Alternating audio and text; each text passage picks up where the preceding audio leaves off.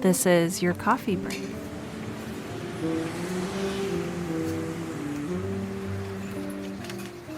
Let's talk about books and writing and things and stuff. Is that going to be the show title of Books the and episode? writing and things and stuff, yes. Yes.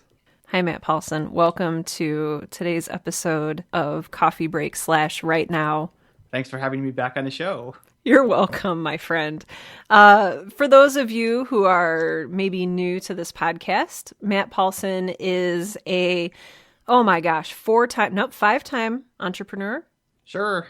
That sounds about right. See, we're at the point now where Sarah just makes up stuff. No.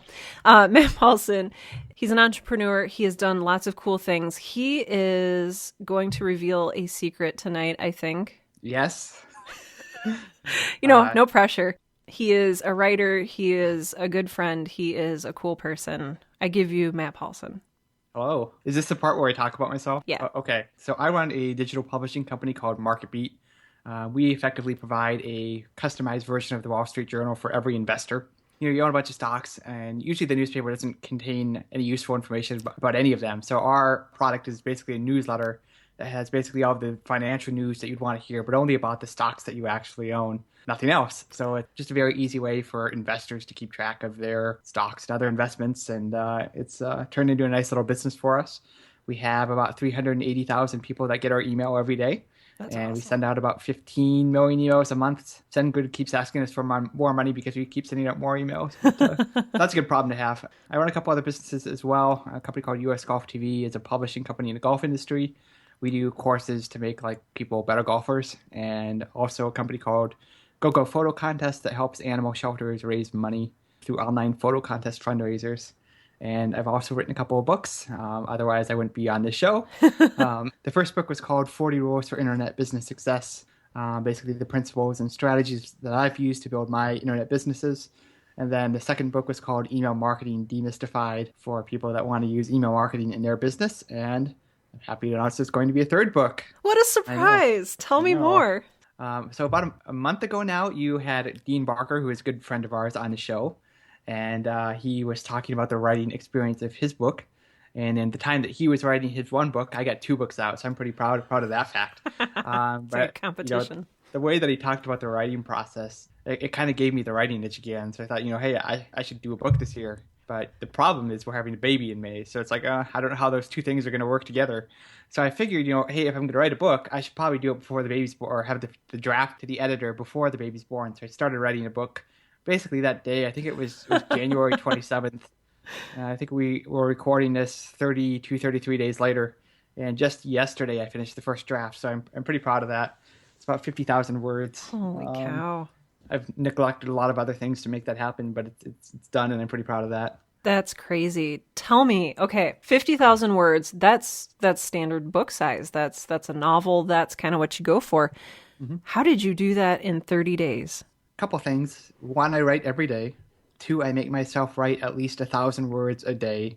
And three, it's the first thing I do every day. So I'm not allowed to work on anything else until I've got my 1,000 words written. Tell me more about that. Is that like a... It's kind of the, Brian Tracy's Eat That Frog principle. If you do your big, hairy, scary thing first in the day, then the rest of the day is a lot easier. So I've kind of put my businesses on autopilot to let this happen.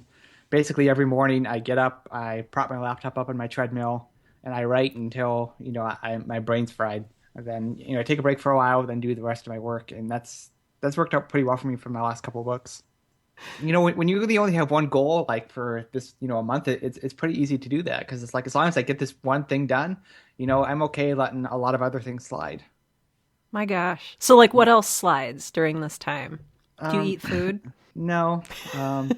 So typically what happens is my businesses go on maintenance mode. So it's, I do all the stuff that I have to do to run my businesses like on a day-to-day basis, but I don't, work on my businesses. I don't do anything new and big new initiatives or any big major software projects or anything that would take up a bunch of time. It's just finding emails that come in and taking care of stuff that breaks, which it happens, and, setting up ad deals and that kind of stuff, maybe takes an hour and a half a day. So I can do my business in maintenance mode on that and then focus on other projects for a period if I want to. And that's kind of what I've done in the last 33 days. That is really awesome. And I kind of want to ask you, where that focus comes from. How do you prioritize this stuff? I mean, I feel like, when I have that much to do, I'm just running around like a crazy person. How do you find the focus that you need? Probably a couple things that enable me to have focus that other people probably can't. One, I don't have a day job, so I'm not stuck anywhere for 8 hours a day. I can kind of make my own schedule and make what works for me and my family more than most people can. And two, so I don't want to say that I have ADHD, but I suspect I do. And people that have ADHD, we wander around from thing to thing to thing to thing. But for a while, you can really focus on one thing. And I think I have that personality trait where I can, I wander around a lot, but, when it comes time to just buckle down on something for 90 minutes or 2 hours, I can do that. And I guess that's just part of my personality. That is awesome. That is very, very fortunate. I also want to go back to something that you said. You write while you're on a treadmill? Absolutely. That is totally the way to do it. Okay, tell me all about this. So I have a treadmill, so number one. Then I prop my laptop up on my treadmill. I walk about 2 miles an hour. And then I write while my treadmill's propped up. I just kind of put my fingers in the air, and it works better than you might think. The angle is just right where you can kind of rest your hands on the laptop and give yourself a little bit of support and also type. And as long as you don't walk too fast, you can still kind of use a laptop just as you would if you were standing at a counter, and it works. That's awesome. What made you start doing that? Or did you have a standing desk for a time, or how did that happen? No, I've been doing this for 6-7 years now. I used to have an elliptical, and then I decided I wanted a treadmill instead, and transferred the concept over. But I just get too bored walking on a treadmill or running on a treadmill without doing anything else. So if I prop my laptop up on my treadmill, walk, 2 hours can pass before I realize that I've walked, 3, 4, 5 miles on it. So you get your exercise in for the day. You feel good about yourself. You get your steps in. Fitbit, tells you, hey, good job. You got your steps in. And you also got a bunch of work done. So it's just a really nice way to multitask, without losing a ton of productivity. Because usually when people say they're multitasking, they're really just wasting a bunch of time by switching back and forth. But the muscles that make you walk are kind of on autopilot while you do this, and basically your entire focus can be dedicated to whatever you're doing on your laptop. I love that. Do you notice a difference in the quality of your writing? Or maybe since you've been doing this for 6 or 7 years, it's kind of hard to benchmark that, but I don't know. I think it's probably about the same. I think I have maybe a unique ability among writers, or maybe everyone else has that, and I just don't know that. But basically, I know when I've hit a wall, and I'm smart enough to quit when I hit a wall. So it's if it's been 15 minutes and I haven't written, more than 3 sentences, it's okay, I know it's time to put this down for a while and do something else. So then do you go back to it later that day to make sure you get your 1,000 words in? Yes, I do. Sometimes I'm an entrepreneur and I'm a crazy person. So sometimes I'll write at night to get ahead for the next day. Then I'll get maybe 500 of my words already written before I go to bed for the next day. And I feel pretty good about that. And that kind of picks up the slack on days when it's bleh. Yeah. Wednesdays are always a pretty crazy day for me. So the productivity isn't there because I've got crap going all day. But, if I write Tuesday night and Wednesday night, it still makes up to be 1,000 words for, quote, Wednesday, unquote. That's awesome. So you wrote a new book in 32, 33 days. Tell me all about it. Yeah, we've been talking for 10 minutes and I haven't even told you the title of the book yet. What's the title of your book? So the title of the book is going to be The 10-Year Turnaround. And the concept, it's all about wealth building and personal finance and investing and just achieving financial freedom. So there's a lot of good personal finance books out there that teach people how to do a budget and how to invest and how to buy a house, how to buy insurance. But typically they only teach you to manage the money that you already have. You can be the most fantastic budgeter in the world, but it doesn't really do you a lot of good if you are making $30,000 a year and have 3 or 4 kids. It just you're not going to get anywhere. So my book is kind of written in light of that reality. So it's more about how can you become a person that's capable of building wealth. How do you become a lifelong learner? How do you make opportunities to show up at your doorstep? How do you make more money? How do you get a raise? How do you start a business? How do you start a side business? How do you negotiate your salary? All of the ways that people can actually increase their income. I write about those. So there's some classic personal finance, Dave Ramsey kind of stuff in there, but it's more, I focus on both sides of the equation. It's the income growth side of the equation, then it's also the expense and management side of the equation. So I've really tried to kind of take a complete look at, how people should manage money. And, I've been pretty successful. I'm 30 years old. I have a 7-figure annual income. And not many people do that. So I figured I probably have the credibility to write about this subject more than a lot of people. A lot of people ask me, how do you have as much success as you've had by, age 30, which, I'm still 30. I thought the best way to do that would be to write a book about it. So this is really the strategies that I've used over the last 10 years to become financially independent. So when I was freshman in college, that would have been 2004, 12 years ago now. I had no money to my name. I worked at McDonald's. I made $7 an hour. I had student loan debt. I had credit card debt. 10 years later, I've got awesome businesses. I'm debt free. Our house is paid for. My wife stays at home. Lots of good stuff has happened. So I'm trying to bottle up those principles and kind of tactics I've used over the last decade-ish and put them into a book. That is awesome. And I can't wait to read it. I want like 10 copies. 10 copies, okay. I'll read them all simultaneously. That won't do anything. No. I would like to see you try, though. It would be the most colossal. I want to word this very carefully because I don't want to say your book would be the waste of time, but like reading 10 copies of it lined up would be not a great use of anyone's. But you would remember everything in the book because you read it 10 times. This is very true. I've heard multiple people like that are wealthier than I am say that, instead of reading, 50 books in a year, read like 5 really good books 10 times. Tell me more about that. I've never heard that. I don't know. I've just heard people smarter than I am say that. But I guess when you read something more than once, you get a better comprehension of it. Yeah. You just scan through something once, you'll probably forget about it. But if you read it a few times, you'll ingrain it more in your memory. I've done that with a few business books that I've really wanted to hammer into my head. I'll read the same book every year just to get it fresh in my memory or listen to the audiobook over and over and over again. What's one of those valuable books for you? So my favorite business book it's called Business Brilliant. And it's what are the characteristics of a person who's really good at business. So, there are people that are naturally athletic and talented, that are naturally good at sports. And it turns out there are people like that in the business world too. And then it just talks about those characteristics and, what makes somebody more successful than somebody else. And I really like that book. So I have this book list of books that are recommended to me through interviewing people on this podcast. And I'm going to add that one. How many of them have you actually read? 0. I'm going to call you out on that right now. Well, okay. So I have this to-read pile, and it's been building for years because I went through several years where I merely like hoarded the idea of books, and I like listed them on this list, and I was like, these are mine. This is my little dragon hoard of books. And I was so burned out from college that I didn't read them, and so now I'm like slowly working my way through this massive slush pile of books. At least you have something to do during retirement. Oh my gosh.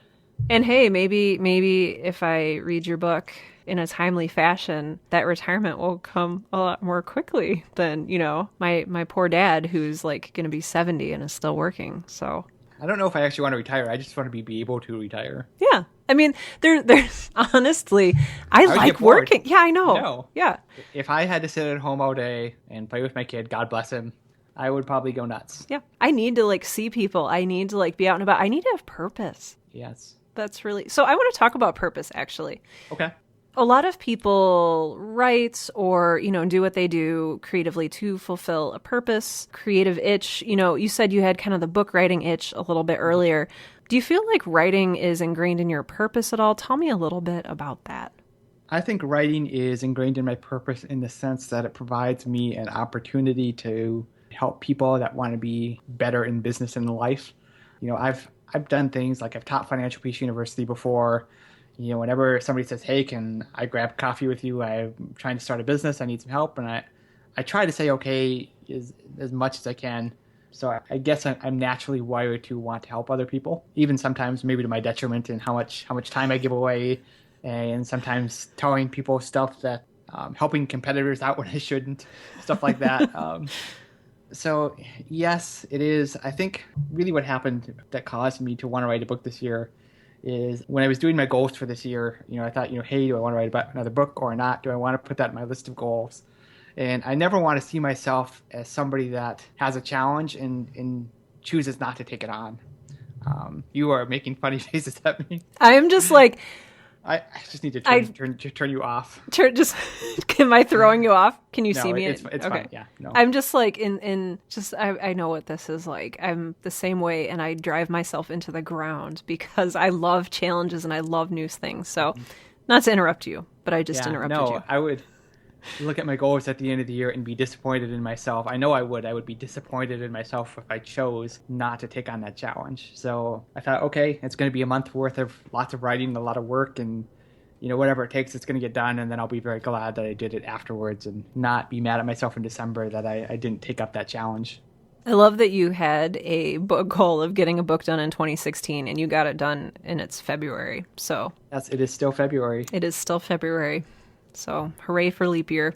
Yes, it is leap day as we are recording this. It is. So we could do another one of these in 4 years and have leap day #2 podcast. Oh my gosh. Put it on the calendar. Leap Day with Matt Paulson. Oh my gosh, we'll just do our own little spin-off series where once every 4 years... Yeah, you'll have an RSS feed, and then once every 4 years, a new episode shows up on it.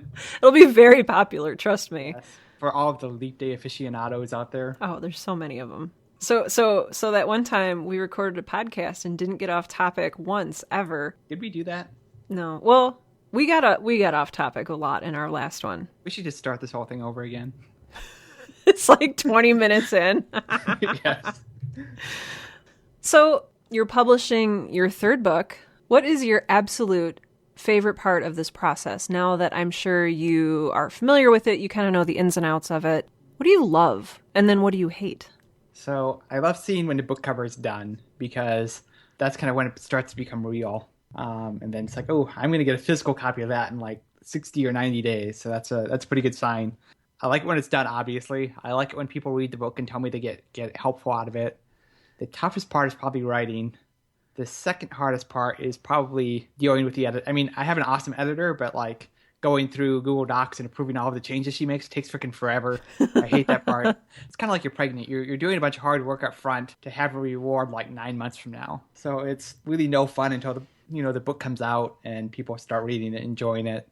So now it's kind of the crappy part, and it'll slowly get better as the book gets closer to launch and it becomes more of a real thing. Yeah. So for you, you said 9 months, but I think for you, is it closer to like 2 months, 3 months for the whole process? No. So it'll probably come out in like July, I think, because editing takes 2 months usually. With the editor I have and the process she has, she does a great job. Her name's Alyssa Doucette, and her website is craftyourcontent.com. She's awesome. Yeah, so what she does is she does 2 rounds of like proofreading edits first, and then she kind of does a language edit to clean up the language, and then she does another proofreading edit at the end to make sure the grammar and spelling is all right. And she did an awesome job with my second book, and hopefully her team will do another good job with my third book. So it's going. You know what I really don't... Well, so the way you sell books is you go on people's podcasts and talk about your book. And that's a lot of freaking work to do those. And especially because, like, people will say they'll have you on their show, but you don't really know how much of an audience they have. And, like, there's some guy that has, like, a business podcast, and it's like he's done maybe 10 episodes, and you suspect nobody listens to it, but you don't really know. So you give him an hour of your time, and you do a podcast, and then you end up not selling any books when it goes live. So, it was a waste of your time, and I've done too many of those. You know what? Well, I'm going to put myself out a bit. Not that I have a business doing this because I make zero money.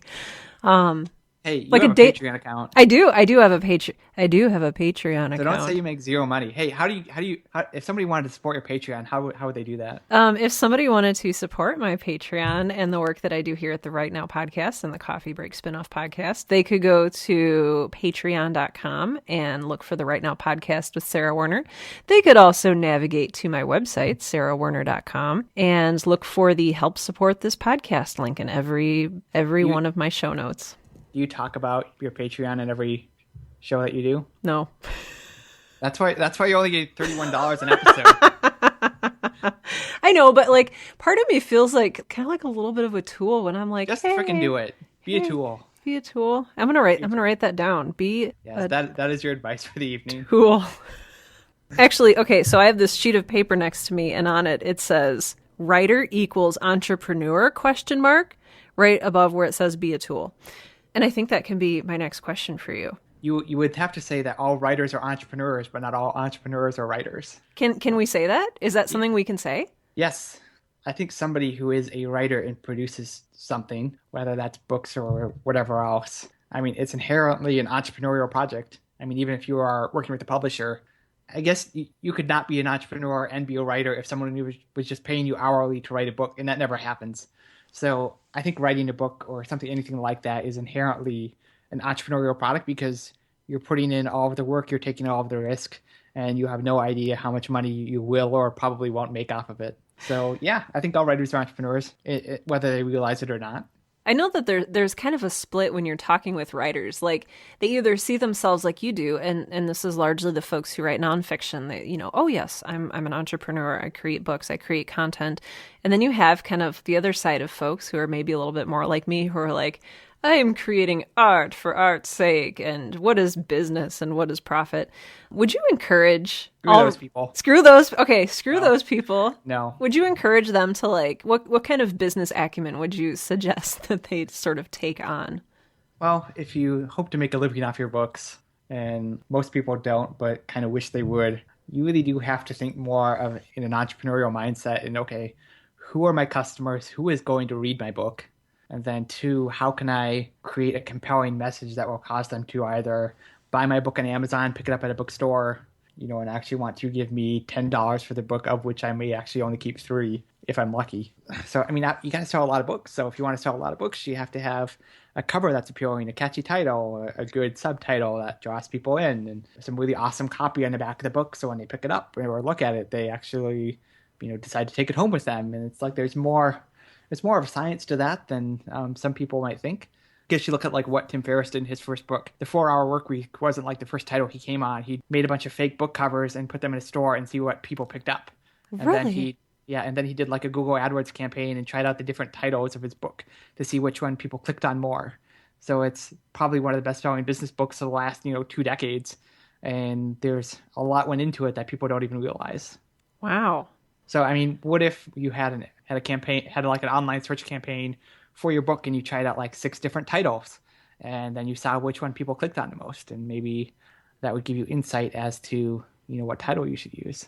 It's kind of falling down the rabbit hole of marketing. It's, you could A/B test things forever. But you only have one chance to get your book title right. So you kind of want to, maybe we should put more work into our book titles than we do. Yeah, like no pressure. I did a Facebook poll for my book title. Did you?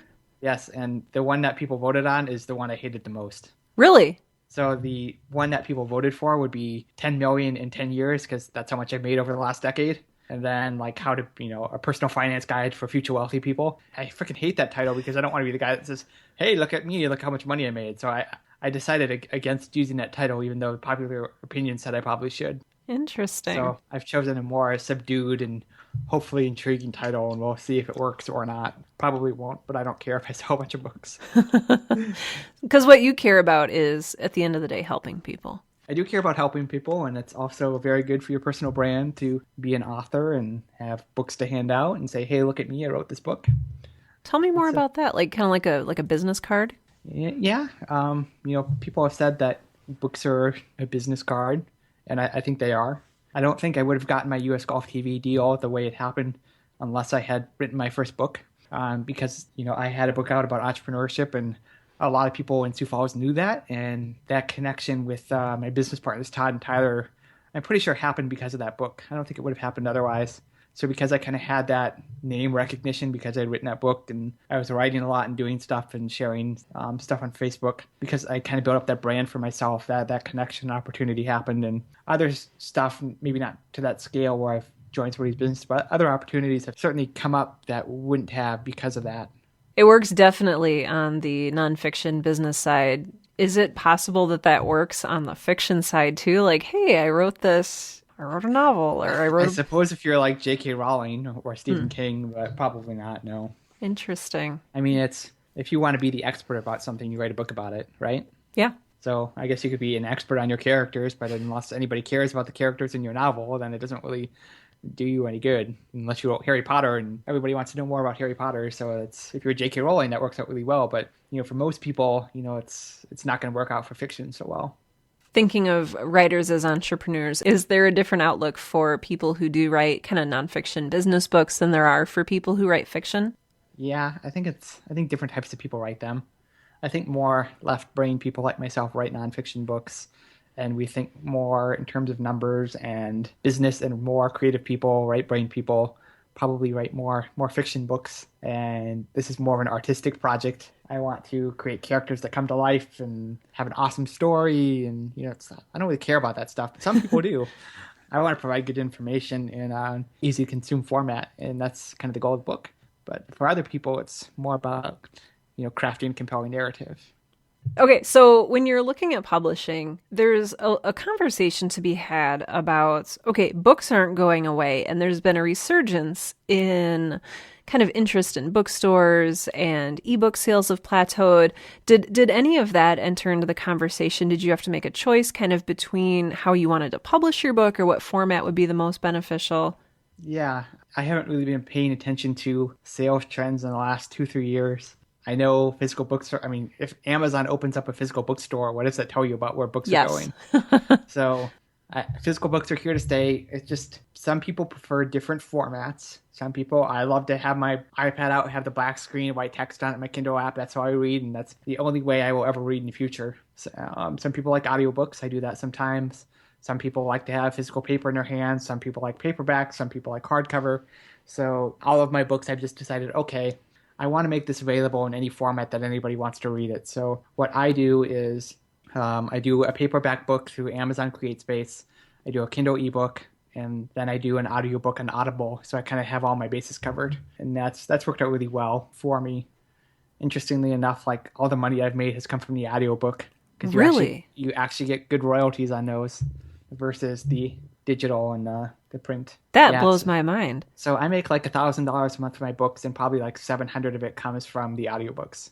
Oh my gosh. So do you record your own audiobooks yourself, or do you like... No. I would never do that. No? Do you get to choose the... Yeah, I hired a guy. I paid him $500 to narrate it for me. Like just a guy like off the street? No, it was a guy that a mutual friend who had also written a book. I said, hey, do you know anybody? And he said, hey, you should talk to this guy. And I was like, okay. My narrator, his name is Stu Gray. I think he lives in Nashville, but somebody I knew him and said, hey, you should talk to Stu. And I listened to one of his audiobooks and said, yeah, that guy sounds good. So I emailed him and said, hey, can I hire you? And he said, sure. And now he's lined up to do my third book as well. He did the first two, and he's a good narrator. That's awesome. I don't know why I get so excited about audiobooks, but I do. Because I don't know, you can make decent money with them. There aren't as many of them. The royalties are better. And like if somebody goes to Audible and like my book is the first one that they get, they assume that like the person went to Audible just because of my book, and then I get like a $25 like bounty just for that person signing up and buying my audiobook as their first book. Nice. So that's some pretty easy money if somebody, you don't even try to get those. Sometimes like you just get them. So like every month, 4 or 5 people will like do that, and I'll get $100 I wouldn't have gotten otherwise from Audible, which is pretty sweet. My gosh, that's awesome. Kind of on the publishing side of things as well. So you self-published your first 2 books and this one as well. Is that correct? Yes. Tell me a little bit more about what that decision was like and how you ended up choosing that route. So I went that way by default on their first book because I didn't think I'd get a publisher to say yes to me for the first book, and I didn't really care. And then by the time the second book came around, it's like, oh, I kind of already have the process down. I don't really want to change the process, so I'm just going to do what I did before.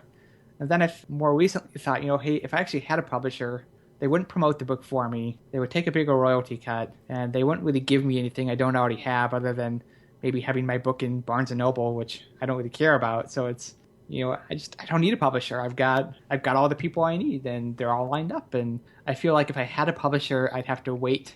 There'd be a lot of back and forth, and I'd have to wait to get stuff. And I don't like to wait. So I thought, and I don't really feel like I want to go out and seek a publisher's approval to write a book. Like I don't want to send them a sample chapter, and say, well, we kind of like it, but blah blah blah blah blah blah blah. You suck. We're not going to accept it. It's like, I don't freaking want to do that. I just want to write my book. I want to have the message that as I intend it, and I want to make it available to people. So I think, self-publishing has been the right track for me. I mean, granted, if some big publisher said, hey, we want to publish one of your books, I'd say, yes, I'll take your money, but I don't want to go out and seek that approval. I don't need it, and I don't care. I don't want it. I like that. I know for me, there's validation that comes with that, and it's validation that you can get a little bit desperate for, and that's probably not healthy, like, Yeah. oh, please publish my book, make me worthy, but I like that you have that already. That's really awesome. Yeah, I feel like I don't need that validation because the reality is I've run a successful business. So it's like, what more validation do I need? I don't Yeah. need a publisher who has crappier margins than I do to tell me that I'm worthy of being part of their business. You've self-published 2.5, 3, almost 3 times. Is that the route that you would kind of encourage most first-time writers to take? Well, it takes some money to do self-publishing right. I probably spent maybe between $5,000 and $8,000 getting each of my books out. I can break it down. Editing costs $1,500. Audiobook narration costs $500. Audiobook editing costs $2,500. So there's $4,500 there. The cover cost some money. Depends how you do it, but probably $500 at a minimum, $2,000 on the high end, and the expenses add up pretty quick unless you've got the finances to back that up. You either have to kind of do it the cheap way, which is okay, but takes a lot of your time and might not be as good as it would be otherwise, or you have to have the money to hire a professional. And if you've got a lot of time, you could probably do it all yourself because there's software that makes a lot of that stuff easy. But I think if you want to do it like the best it could be, you probably want to hire somebody who does it every day. So, Matt Paulson, with your third book coming out in July 2016-ish. No commitments. No commitments-ish. Summer 2016. Summer 2016, this summer. What are your hopes for it? I hope some people read it and get value out of it. There's not really any more to it than that. Whenever I have a new book come out, I always order 300-400 copies and just give them out to people I know. I don't really care if I make money off of it. So really, it's kind of a way to boost my credibility locally among the entrepreneurial community. That's probably one thing, too. I hope lots of people download it and read it and enjoy it and leave me nice Amazon reviews. It's more a labor of love and just kind of a way to give back and to help people. So if people leave me good Amazon reviews, then I know that I probably helped some people. And if I hear from people on email and say, hey, thanks for the book, or if they ask me questions, then I know that I've helped people and I've kind of done my job. Perfect. Matt Paulson, you are a wonderful podcast guest, and I love talking to you every time you're on my show, which is now twice. I am curious, and I would like my listeners to know, how can they obtain your book or learn more about your book when it comes out? Sure. So if you go to the domain name 10yearturnaround.com, there is a little landing page up about the book, and you can fill in your email address there. And you can get, I'm going to send out some sample chapters of my book as it goes through the editing process through my blog and through my email list. So if you go to 10yearturnaround.com, you type in your email, you'll get some updates about the book, some sample chapters, stuff like that. And you'll hear about it when it goes live in June, July, August of this year. Awesome. If you want to learn more about Matt Paulson, please do visit is it the 10-year turnaround? No, it's 10-year turnaround. I should probably register both domains, but right now it's just 10yearturnaround.com. 10yearturnaround.com. I will make sure to link to that in today's show notes, and you can sign up for his mailing list. So, Matt, I wish you the absolute best of luck in selling your book, marketing your book. It'll be available on Amazon, and I've heard that there is a system that you can perhaps game. Yes, a couple of Amazon marketing tricks. Amazon is kind of like what Google was 15 years ago. It's really easy to game. So you got to think, what keywords are people going to search for my book for? Email marketing was obviously, for my last book was the keyword I was going for. So I put it right in my title. I put it like 5 times in my description. So basically I stuffed that keyword all over the place in my Amazon listing. And by doing that, I usually come up number 2 or 3 for that title, depending on where you search for it at. And then the other thing is when you're picking out your Amazon categories, try to pick out stuff that's less competitive. You find more niche categories. You basically look at the number 1 seller in that category. And then you look at the Amazon sales rank and you want something, I don't know what the numbers are, but something not very high. Because some categories, like the best-selling book, might only sell like 1 copy a day or a couple copies a week. So like email marketing demystified is like number 1 in like direct mail, which is, it's kind of direct mail, but not really. Oh. But I'm number 1 in that category on Amazon. So a lot of times my book will show up as like a, number 1 best-selling in that category, and then it'll have that little orange thing under it that says bestseller. Yeah. And then more people will click on it because it says it's a bestseller in some really obscure category that nobody ever looks at on Amazon. That's crazy. How did you learn this? Is this just something you figured out along the way? Oh, somebody told me, and then I forgot who told me, and now it's just one of those things, Very Actually, cool. I think the guy that told me was a guy named Tom Morks. He helped out with the marketing for my second book. has a business called Insurgent Publishing. He's done a few business books, and he had a lot of good advice like that for me. That's awesome. Good. Good. That's exactly what we want. I think we're done here. I think we're done here. Matt All right, Paulson. see you later. And Matt Paulson is hanging up on me. No. Thank you for agreeing to be on my show once again. I wish you the absolute best of luck with your third book and all of the books that you will write in the future. I have the feeling it will be a lot. Thanks, Sarah. Same time next Leap Day. Yeah, 4 years from now, 4 years from now. 2020. When the Right Now podcast is on its like 500th episode. Oh man, and I'll be like riding a hoverboard while we record. Or you're driving around in your self-driving car. There you go. All right. My friend, it's good to see you, and we will talk again soon. Yes.